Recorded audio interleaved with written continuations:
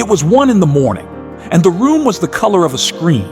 The blinds were drawn, the ceiling light off, but the glow of her phone spread across the sheets, turning her skin pale and strange, as if she were half translated into another world. She hadn't meant to stay awake this long, but time on the screen had a way of dissolving, of stealing whole hours without permission. RushTok had become her midnight ritual, swipe after swipe. There were girls who looked perfect in ways that felt both rehearsed and effortless. Their laughter was loud, yet carefully cut so it never lingered. Their movements mirrored each other, sharp and clean, as if belonging were a choreography anyone could master, if only you knew the steps. Thousands of comments flooded each video: angel, icon, future sister. The words scrolled like applause she could hear but never receive. She lay against the wall, half upright, watching in silence. The sound leaked from her earbuds, tinny and metallic, like laughter carried through a thin wall. Each clip seemed to whisper the same thing: "You are late. You are unchosen." At last she turned the camera on herself. The phone reflected her face with clinical precision, every pore, every hesitation, every forced curve of her mouth. She lifted her chin slightly, tried a smile, gentle, not desperate. Then again, a little wider. She pressed record, spoke a line she had practiced earlier that afternoon. Her voice caught. Delete, again, record, delete. The cursor blinked like an impatient eye. Her phone was no longer a device. It was a mirror that judged, a stage that demanded endless auditions. It asked her to be authentic, then punished her whenever she was.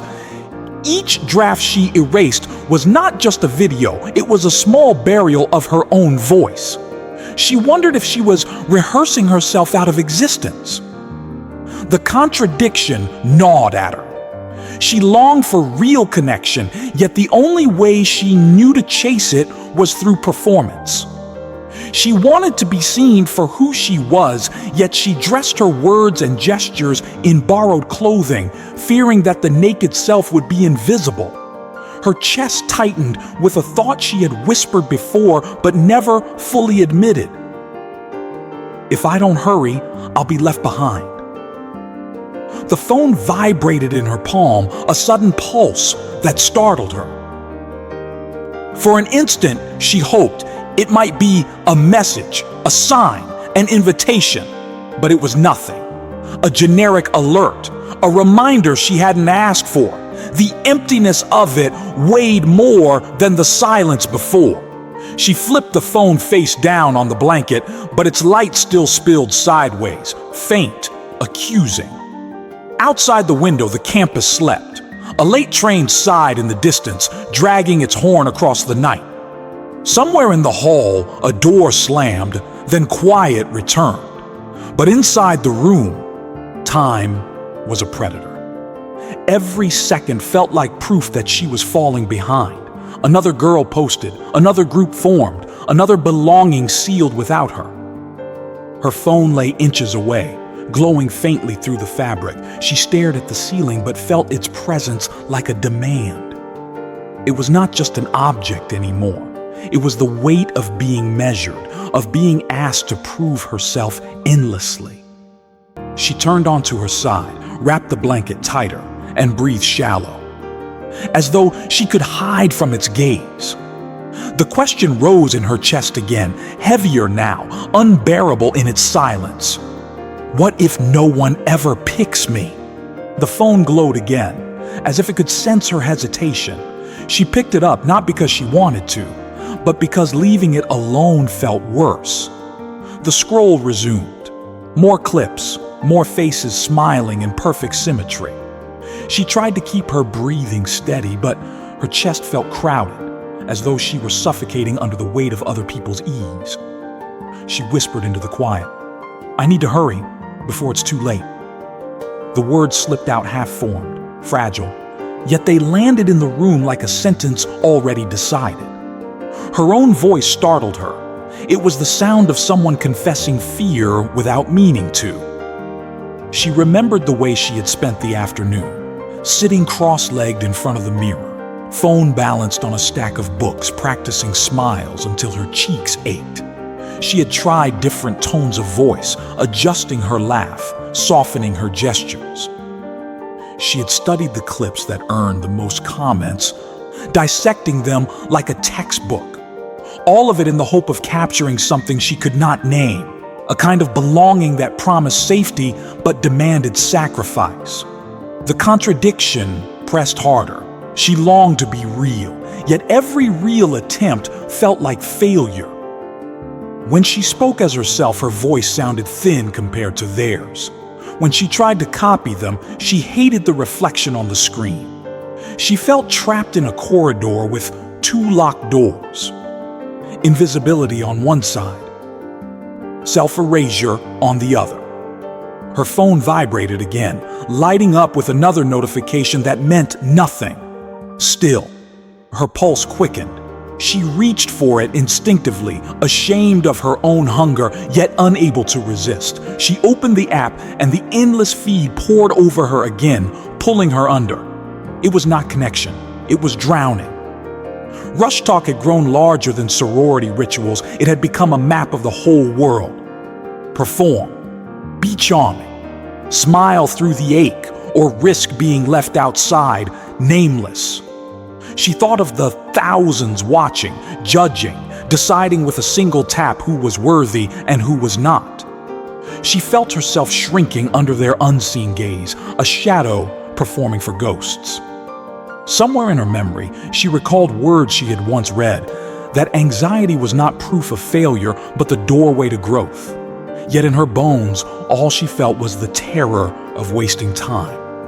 Each second without posting was a second in which someone else was chosen instead. She felt herself sprinting toward an invisible finish line, though no one had told her what the prize would be. The phone in her hand grew heavier, as though it carried the sum of every erased draft, every swallowed truth. She stared at the reflection in its dark glass, the faint outline of her face hovering there. It looked both familiar and foreign, like someone rehearsed but never fully alive. She wondered, with a shiver, how long she could continue without vanishing completely. Her thumb hovered over the record button again. The pressure was unbearable, as if all of life were condensed into this choice: post or disappear. She wanted to scream, but even that felt rehearsed in her throat. Instead, she pressed delete once more, the screen clearing with an indifferent blink, erasing not just the clip, but the fragile hope that had accompanied it. The silence that followed was heavier than noise. She lay back on the bed, phone pressed to her chest like a weight she could not put down. The contradiction tore at her, sharper now, almost cruel. She craved authenticity but performed for validation. She wanted rest but felt guilty if she paused. She longed to belong but feared that to be chosen meant to lose herself entirely. In the dim light, the phone vibrated again. One more call to audition.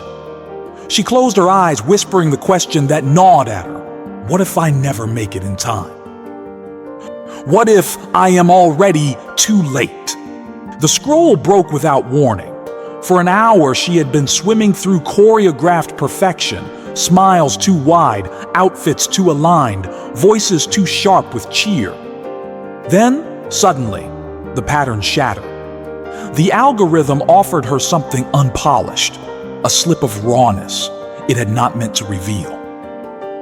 A girl sat alone in a parked car, eyes swollen, makeup streaked into uneven rivers. The camera shook slightly as she spoke. I didn't get picked. I don't know what's wrong with me.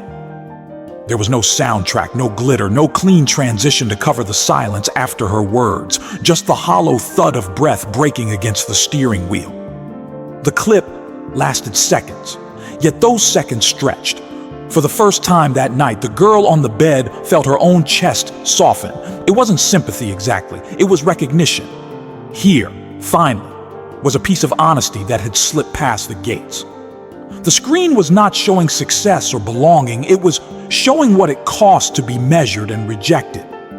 Her thumb hovered, waiting to swipe, but she didn't. She stared at the crying stranger as if seeing herself from the outside. Every erased draft, every rehearsed laugh, every line spoken into the dark lens of her own phone, all of it condensed into the trembling face before her. She realized she had been rehearsing not to be chosen, but to disappear. The comments scrolled beneath, cruel and tender in equal measure. Some mocked, "Try harder next time." Others reached out, "You're enough, don't give up." Yet the words blurred into noise. The face above them, bare and exhausted, mattered more than the flood below. She tilted her phone slightly and caught her own reflection in the dark border of the screen. The outline of her face floated there, faint, almost ghostly. It startled her, not because she looked broken, but because she looked absent, as if she had already been swallowed by the algorithm piece by piece. If she continued running, what part of her would remain when the race ended? Her hand shook. She set the phone down, screen up on the blanket. Its glow spread across the fabric like water, spilling without sound. For a moment, the silence pressed against her ears so sharply it hurt. She wanted to pick the phone back up, to drown again in the speed. But something, thin, fragile, kept her still. She remembered a line she had once read in a borrowed book, words she had underlined without understanding. When we are no longer able to change the situation, we are challenged to change ourselves.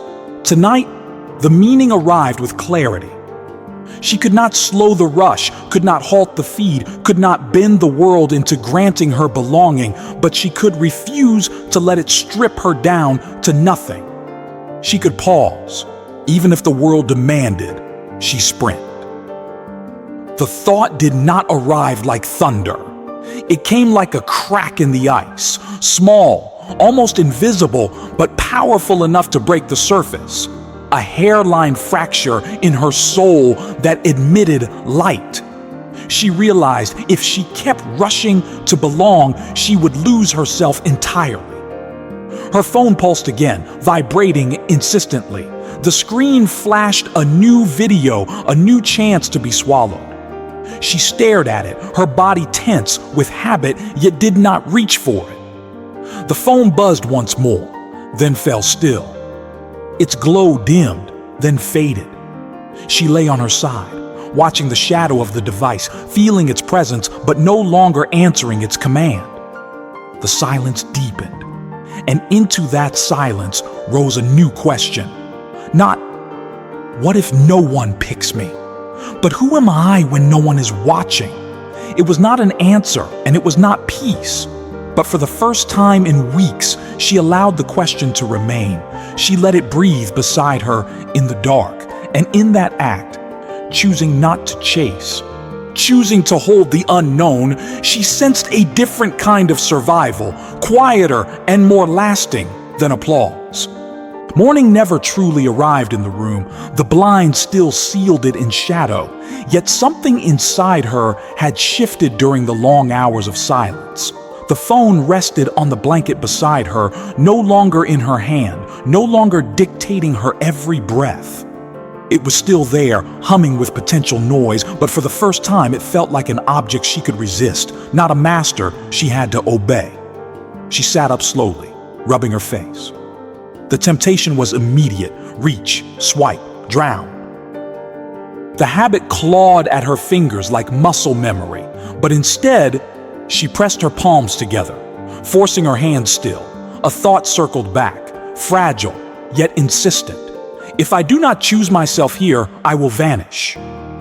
Rilke's words returned, no longer as a quote from a book, but as a whisper inside her. Do not now seek the answers. Live the question.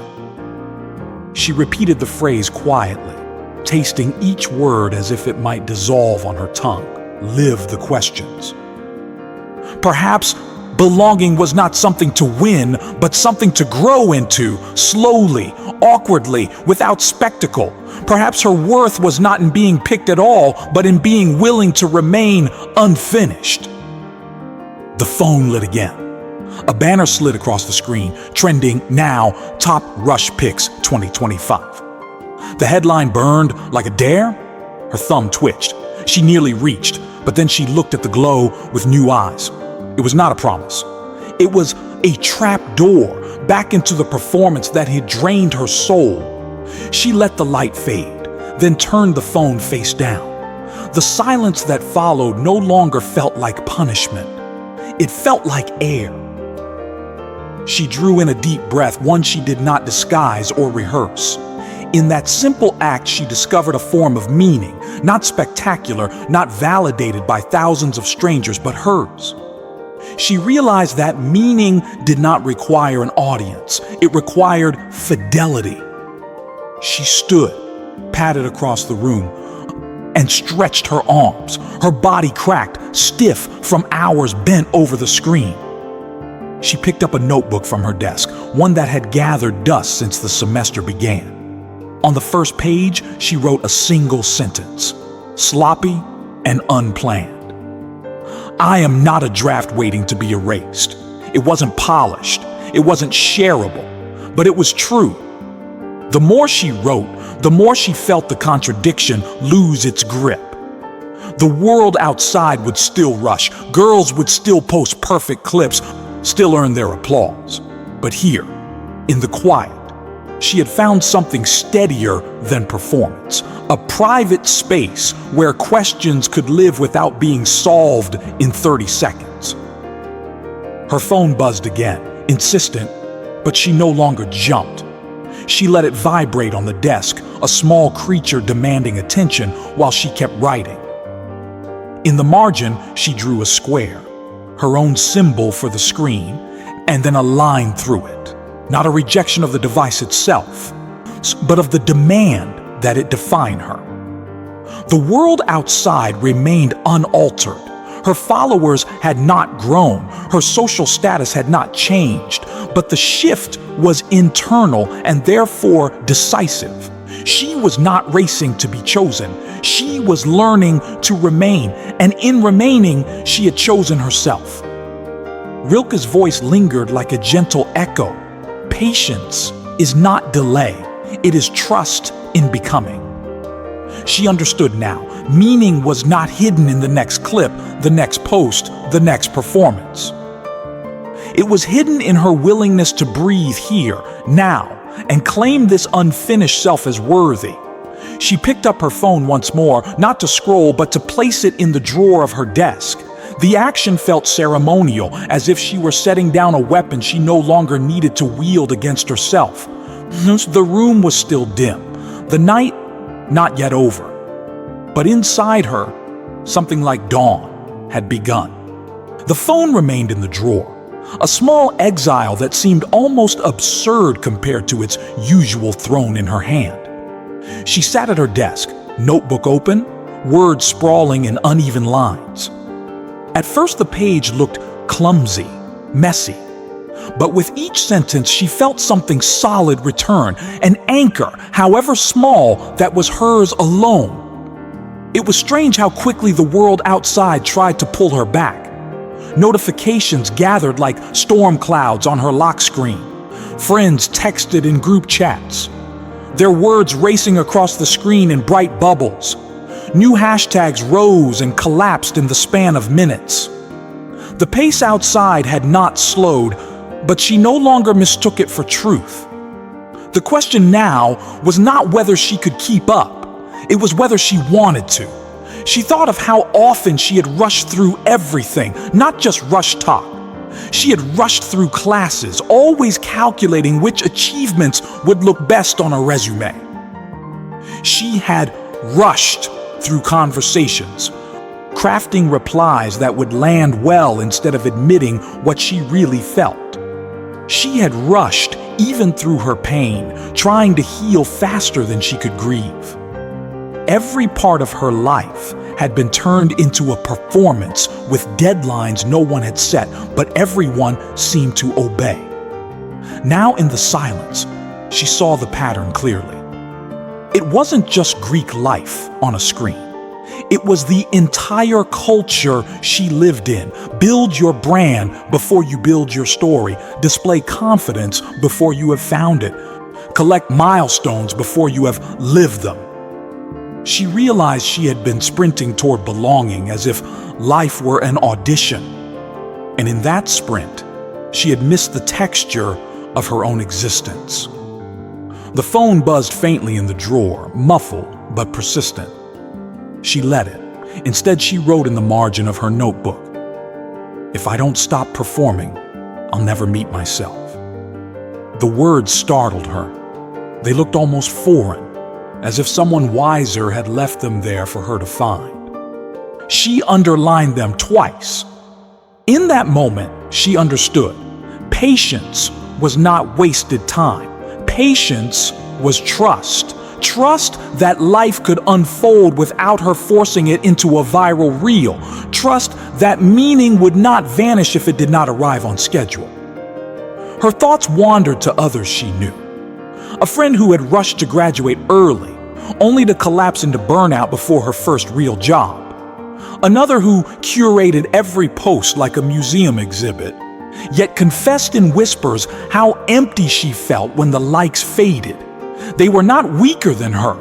They were simply caught in the same current, rushing to prove they deserved a place in a world that had forgotten how to wait. She looked at the closed drawer where her phone slept. How many others were also staring at their screens, fighting the same quiet war? The thought did not depress her. It steadied her. It reminded her that she was not uniquely broken. She was human in an age that demanded speed. The lesson was simple, but it carried weight. Sometimes surviving meant slowing down when the world told you to run. Sometimes it meant refusing to measure your life by the applause of strangers. Sometimes it meant letting questions remain unanswered long enough for them to ripen into meaning. She stood and stretched, feeling the stiffness in her shoulders ease. She opened the blinds. Morning light leaked in, pale but insistent. It touched her notebook, glinting off the ink she had just scrawled. She smiled faintly, not because everything was solved, but because she could feel her own presence returning. The world outside would not stop rushing, but she could. And in that act, she had found a small freedom. The phone still pulsed in the drawer like a restless heart, beating to a rhythm she no longer followed. It was strange, almost comical, how a small device of glass and circuits could command so much of her spirit. For months it had been her mirror, her judge, her stage. Now as dawn crept into the room, it was only an object, heavy, buzzing, insistent, but no longer sovereign. She reached for it slowly, not with desperation, but with curiosity. The lock screen erupted with messages, headlines, endless invitations to rejoin the rush. She felt the familiar tug in her chest, the old reflex to obey. But then she pressed the button, and the glow vanished. The glass turned black, and in its dark surface she saw herself. Not a draft, not a performance, not a clip waiting to be judged, just herself. Her lips parted and the question returned softer than before, no longer a wound, but a companion. Who am I when no one is watching?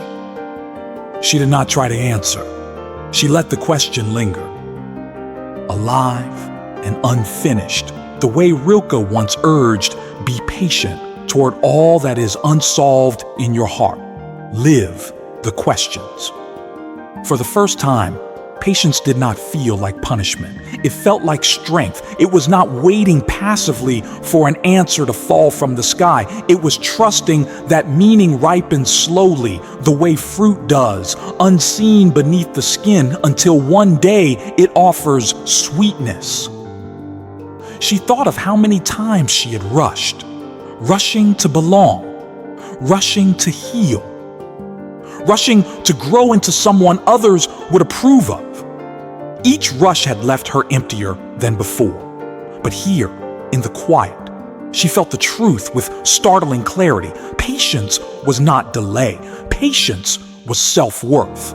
It was the refusal to measure her life by speed or applause. It was the quiet courage to let her story unfold at its own pace. The phone buzzed again, muffled in her hand, but she smiled faintly this time. She did not silence it in anger, nor did she obey its call. She simply placed it on the desk, face down. That small gesture, unseen by anyone, unposted, unshared, was an act of rebellion against the culture of performance. It was also an act of belonging to herself. She opened her notebook once more. On the page from last night, she underlined the sentence she had written in shaky ink. "If I don't stop performing, I'll never meet myself." Then beneath it, she wrote another line. "Patience is not delay.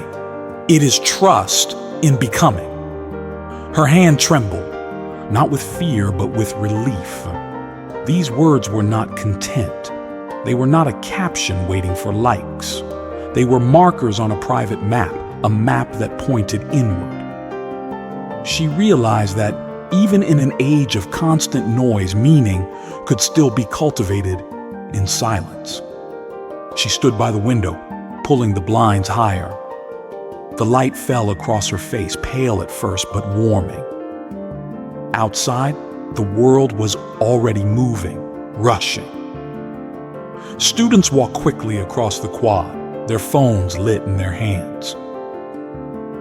The current was strong, and she knew it would try to sweep her in again, but she had felt something stronger than the current. The stillness that gave her back her name, her call to herself, and to anyone who might share this struggle, was not to abandon the world, nor to despise technology, nor to seek some impossible purity. The call was gentler, more possible, to choose one small act each day that affirmed your own meaning rather than someone else's measurement. Turn the phone face down for an hour. Let a notification die unheard. Write one line of truth in a notebook no one else will see. Step into the morning without capturing it. Whisper your own question and let it live without rushing toward an answer. Such acts may look small, but they are not. They are seeds. In their patience, they grow roots. They hold us steady when the culture of performance demands we scatter ourselves into fragments. They remind us that belonging is not granted by strangers, but born in the quiet soil of self-worth. She inhaled deeply, the morning air cool against her skin. She did not feel chosen by anyone, and yet she did not feel lost. She had chosen herself. That was enough, more than enough. She closed her notebook, left it on the desk beside the phone, and whispered once more, not to the feed, not to the crowd, but to herself, "Live the questions." And in that whisper, patience no longer sounded like waiting. It sounded like freedom.